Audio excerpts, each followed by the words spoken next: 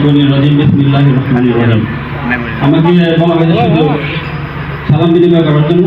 আমি হলো 8 নম্বর ওয়ার্ডের কাউন্সিলর প্রার্থী। এখানে এসেছি পুরসভার একজন মেয়র নির্বাচন করার জন্য আমরা বসেছি। তাই একজন মেয়র নির্বাচন করতে হলে মনে করেন যে বাংলাদেশের রাজধানী হলো ঢাকা, আর দুবারের রাজধানী হলো দুবার পুরসভা। তাই একটা পুরসভা ওই থানার রাজধানী, আর এক রাজধানীর মধ্যে অনেক টাকা পয়সা, অনেক হিসাব নিকাশের ব্যাপার স্যাপার আছে। সেই ব্যাপার স্যাপার যদি আমরা ভালোভাবে কাজে লাগাতে চাই, তাহলে আমাদের একটা যোগ্য সৎ একজন লোকের দরকার, পরিচালকের দরকার। আর সেই যোগ্য পরিচালক হিসেবে আমাদের কামাল ভাই খুবই একজন ভালো লোক। সে ডাবল আমির পাস করেছে এবং MA পাস করেছে, খুব যোগ্য লোক।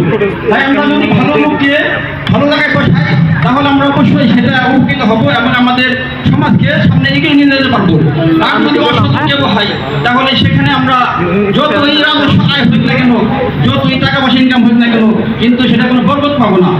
কারণ যেই টাকা আয় হবে তার 80% হয়ে যাবে চুরি, আত্মসাৎ। তাই আমরা